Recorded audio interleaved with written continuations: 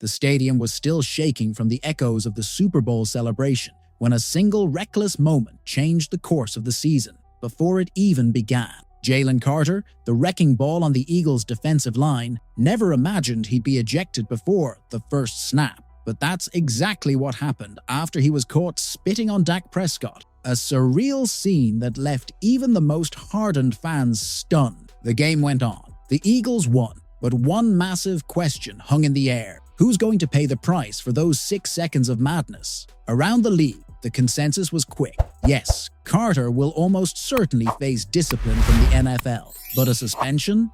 That seems highly unlikely, and there's good reason why. Historically, this kind of infraction has only resulted in a fine, not missed game. On top of that, Carter being ejected so early already acted as a kind of automatic suspension. He served his punishment before the game had even really started, and the number floating around, about $57,222, the equivalent of his Week 1 game check, which he technically earned without ever playing a down. The scales tip even further when you consider Dak Prescott's role in all of this. Replays clearly showed Prescott spitting first, or at least in that direction, in what he later described as an unintentional reaction, not an act of provocation. That doesn't excuse Carter's response, but it does provide important context, and it could weigh heavily in the league's final decision. And no one felt the fallout more than the fan. Bird Gang lit up social media in the aftermath. Some were furious, saying Carter had stained what was supposed to be a historic night for the franchise by showing immaturity and a total lack of control. Others defended him, calling it an overreaction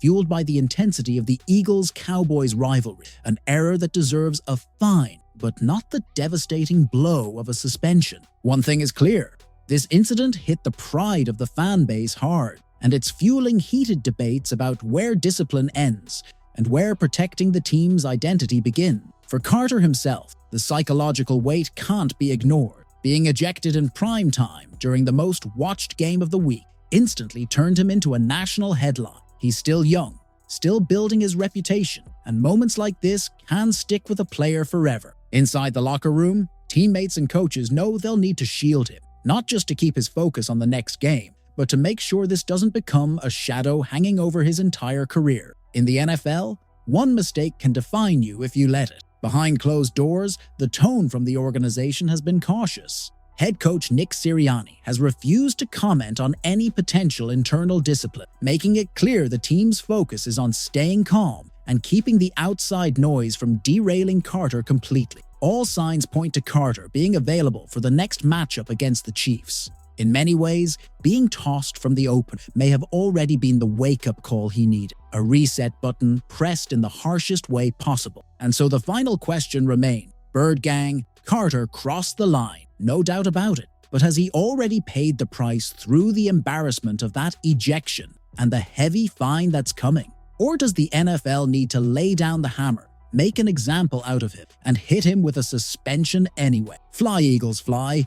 Drop your thoughts in the comments, smash that like button, and subscribe, because this season isn't just about football anymore. It's starting in the courtroom of public opinion.